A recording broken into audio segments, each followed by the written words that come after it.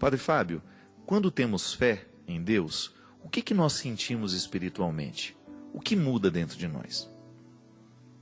Maria, a fé nem sempre passa pela experiência do sentimento, né? Essa é uma grande confusão que às vezes a gente faz. A gente acha que acreditar em Deus é sentir alguma coisa de extraordinária. E eu achei interessante que uma vez eu ouvi do Monsenhor Jonas Habib, né, dizendo que boa parte da vida dele, ele viveu em aridez. A aridez é aquele momento da nossa fé em que a gente não tem a sensação. Que o que é a sensação? Quando eu sinto dentro de mim uma força, uma emoção, uma alegria, e que a renovação carismática provoca muito isso. A gente sabe que é uma característica da espiritualidade, da renovação carismática, trabalhar a sensação. Por quê? A gente trabalha com elementos que motivam a sensação. A música, às vezes você vai participar de um grupo de oração, você tem um longo tempo ali de uma oração dentro de um contexto musical, aí aquela música vai e volta, a pessoa chora, a pessoa se emociona. Mas a gente não pode pensar que a nossa fé se limita a essa sensação. Não. Mesmo porque eu não choro o dia inteiro, né? O grupo de oração não dura o dia inteiro. São algumas horas. Às vezes a missa também nos emociona. A palavra do sacerdote nos emociona. Você vai lá na igreja, você escuta um bispo, você escuta um pastor, você escuta um líder religioso, até mesmo um leigo fazendo uma pregação bonita, você se emociona e você vive a experiência sensível da fé. Isto é, houve um elemento externo, uma música, uma palavra, um olhar, um abraço, alguma coisa que é material, eu posso sentir aqui. Isso faz você sentir, você tem a sensação. Tudo bem, isso faz parte do processo da fé. Mas a nossa fé, aquela que nos sustenta no nosso dia a dia, é aquela convicção mais profunda que não depende da sensação. Mas é uma convicção, é também racional. É por isso que a fé e a razão, elas andam juntas. Poderíamos dizer que são duas asas, né? O Papa já dizia isso através da encíclica Fides et Ratio, que trabalha justamente esse equilíbrio da fé unida com o processo da razão. Mas dentro da fé, nós temos toda uma dimensão racional sendo trabalhada.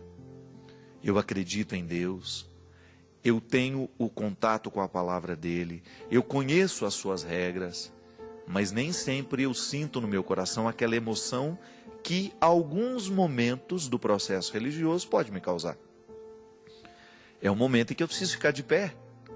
Eu não posso ter uma fé apenas emocional. Uma fé apenas emocional, ela não nos sustenta. Porque nós não podemos ser emocionados o tempo todo diante do sacrário. Eu não preciso dessa emoção para garantir a minha crença em Deus. Eu preciso é de ter uma perspectiva de convicção que me sustenta, que me faz agir. Porque senão ela não serve para nada. Se a minha fé não motiva o meu jeito de agir, ela não tem validade na minha vida.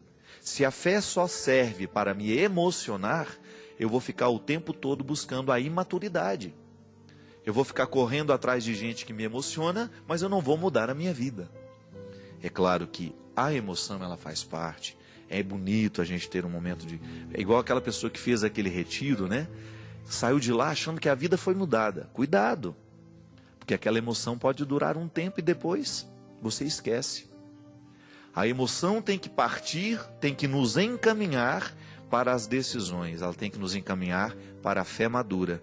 E essa fé madura se dá no conhecimento da palavra, no conhecimento da doutrina, no conhecimento da catequese.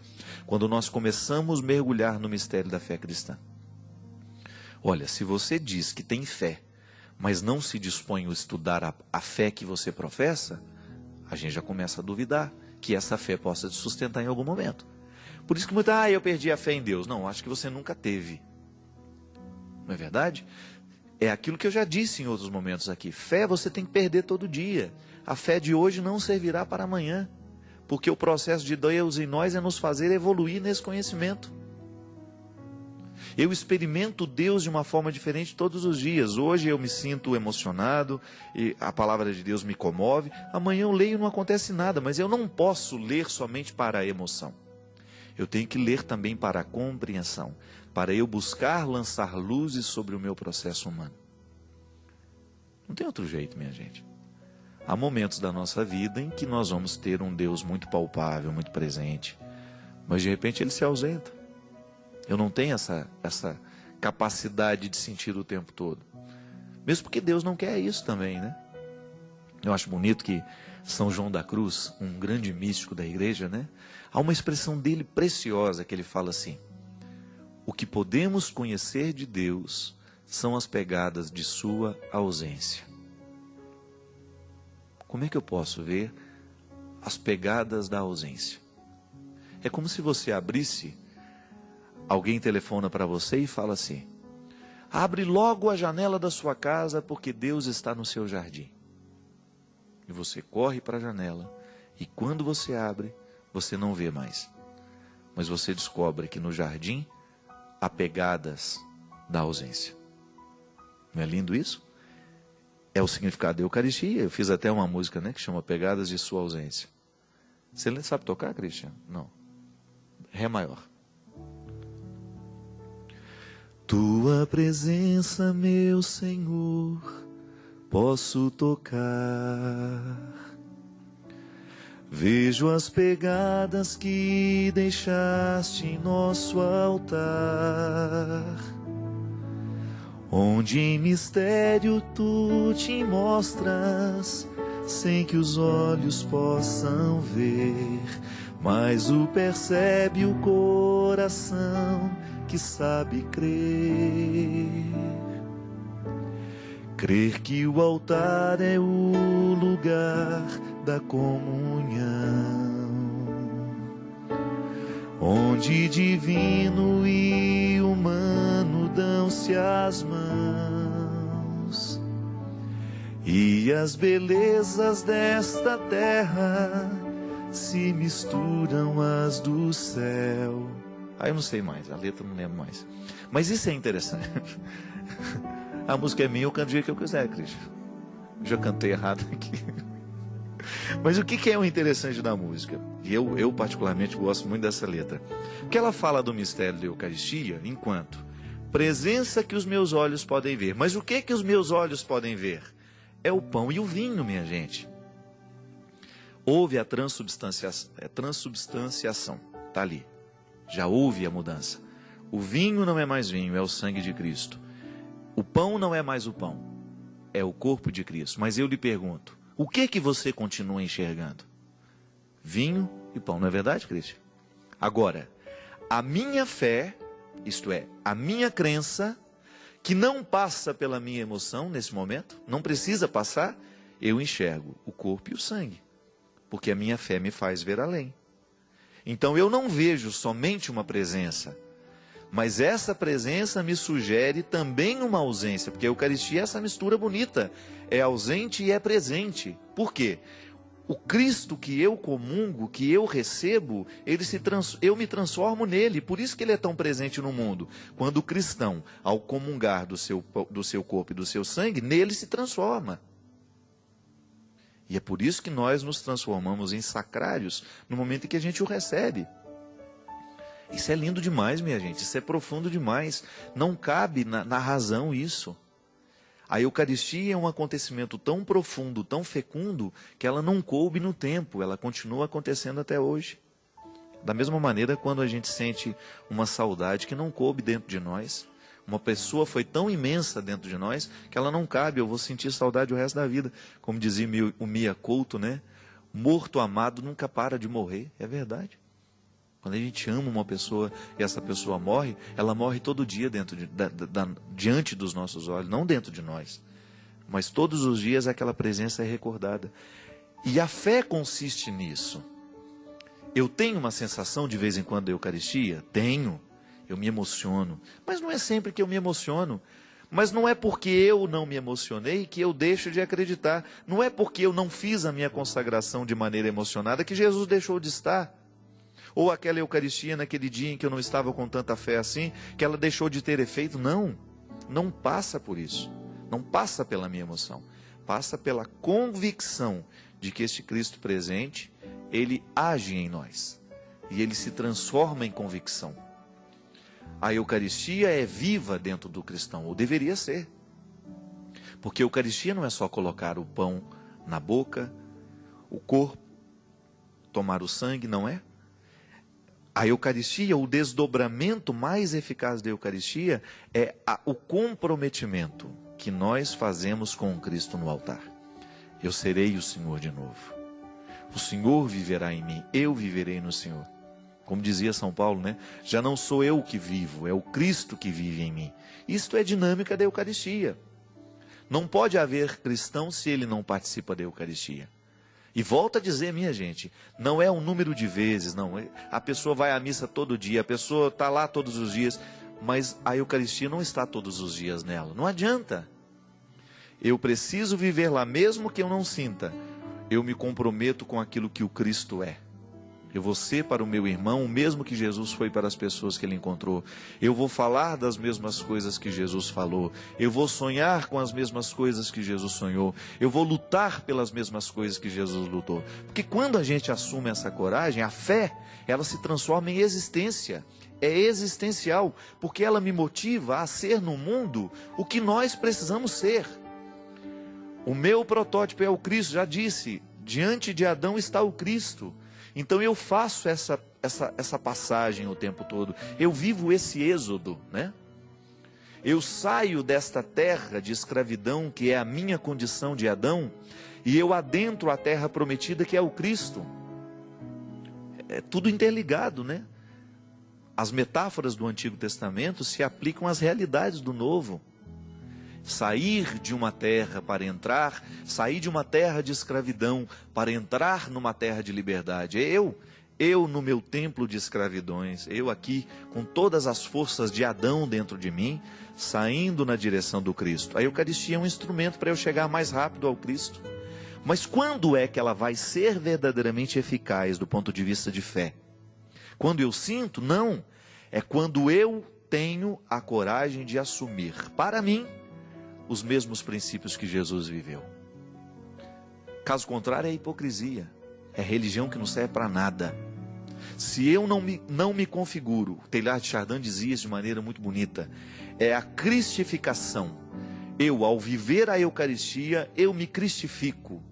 E ele fala que isso é tão amplo, que a Eucaristia que está repercutindo em mim, ela repercute no universo. É a comunhão cósmica. É toda a dimensão da vida voltando a ser Cristo. Porque o pecado de Adão colocou todo o universo numa perspectiva de limite. Todas as realidades são limitadas. É a metáfora que nós retiramos disso. É o bonito da sugestão. E aí eu vivo então essas transições constantes na minha vida. Eu nunca estarei pronto. Por isso que o cristão precisa o tempo todo dos sacramentos. O sacramento é uma realidade que me ajuda a viver, a antecipar a vinda do Cristo. Por isso, né, vai lá na música de novo, Cristo. Está no ré? Te adorarei, Senhor, de todo o coração. Te louvarei, te bendirei. Aí a parte que vem agora. Enquanto espero a tua volta, eu volto aqui. Te receber em mim, glorifica minha vida. É isso.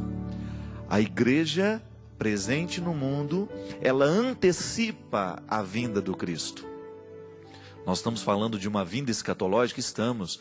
Mas quando a igreja consegue viver na sua realidade, quando ela consegue verdadeiramente fazer o sacramento acontecer na vida do povo, então nós antecipamos a chegada de Jesus.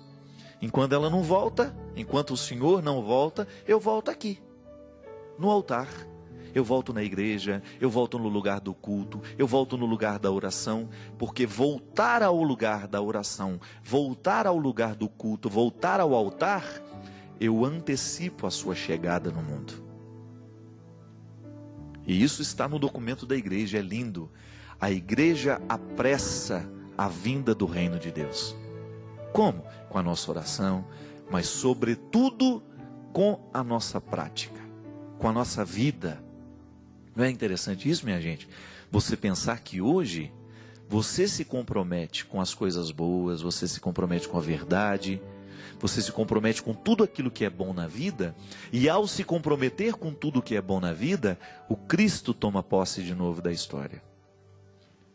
Ele é atualizado. Não, toma posse ele já tomou de maneira definitiva, mas eu atualizo naqueles lugares que existem sombras. Quantos lugares do mundo hoje estão cheios de sombra? Às vezes dentro da nossa casa, minha gente. Não é toda a nossa casa que está iluminada. Às vezes tem um quarto da nossa casa que não está iluminado. Por quê? Por causa da pessoa que mora nele.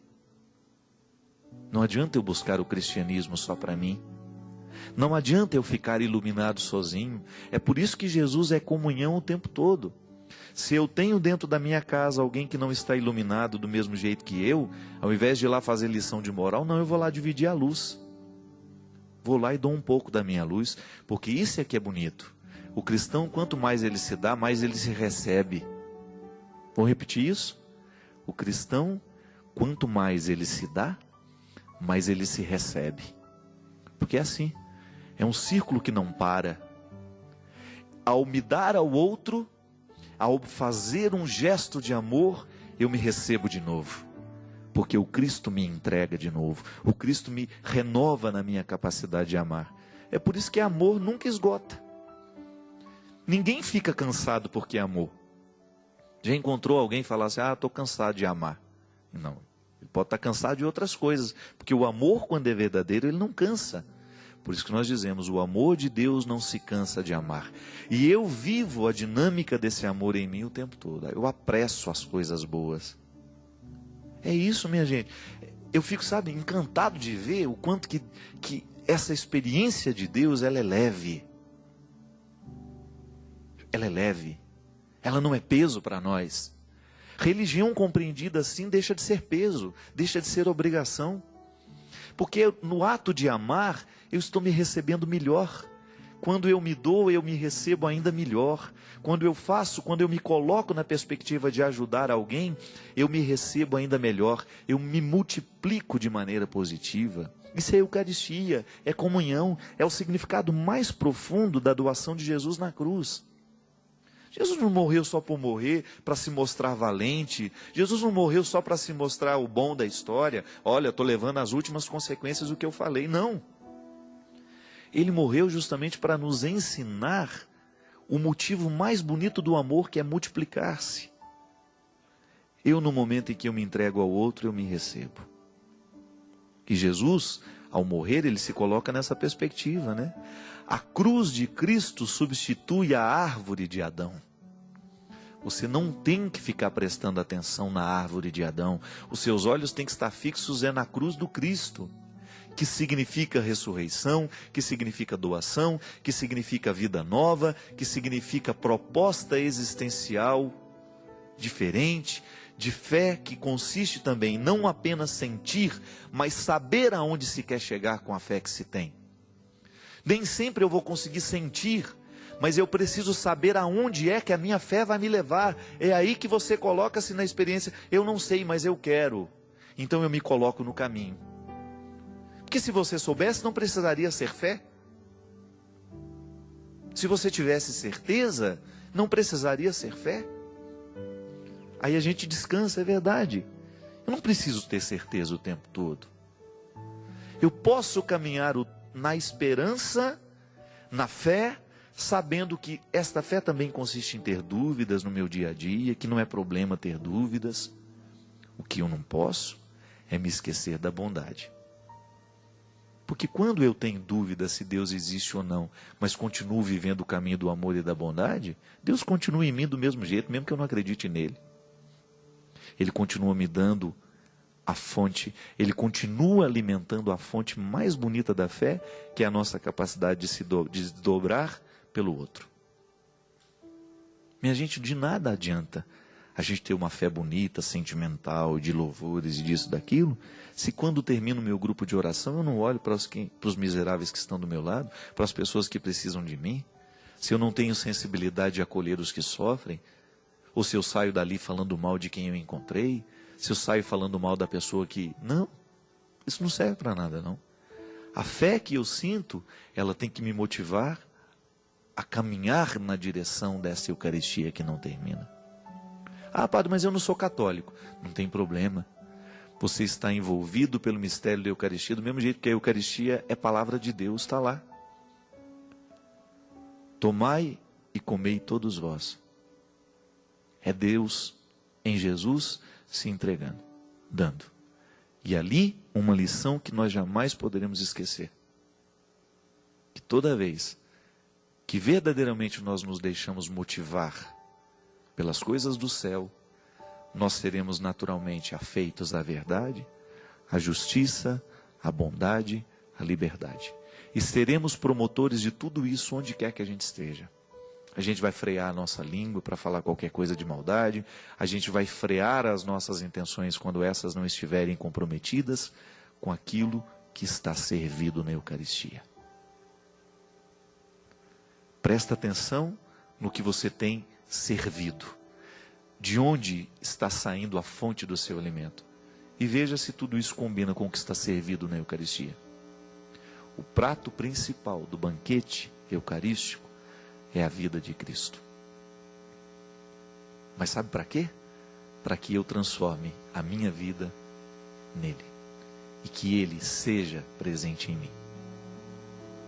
E aí, quando a gente faz isso, a gente apressa todas as coisas boas que Deus já reservou para nós. Pense assim, que lá no futuro existe muita coisa boa esperando por você. E quanto mais você se transformar hoje numa pessoa boa, quanto mais você fizer pacto com as coisas boas da vida, mais pressa essas coisas terão para chegar até você. Porque o amor tem pressa, a verdade tem pressa, Deus tem pressa em nos fazer felizes, mas se a gente coloca obstáculo para essa felicidade, é possível que a gente fique lamentando. Ah, Deus não quis, Deus... Não, Deus sempre quer. É a gente que precisa ter coragem de realizar na nossa vida aquilo que é a vontade dele. E se houver alguma poda hoje daquilo que você acha que Deus está fechando portas, preste atenção naquilo que está aberto. É muito mais interessante a gente ter os olhos no Cristo do que ter os olhos no Adão. O Cristo significa porta aberta, mas também significa porta fechada. Mas nada disso é por acaso. O objetivo de Deus na nossa vida é nos fazer avançar sempre. Derrame sobre todos nós a bênção do Deus Todo-Poderoso, Pai, Filho e Espírito Santo. Amém. Até a semana que vem, se Deus quiser.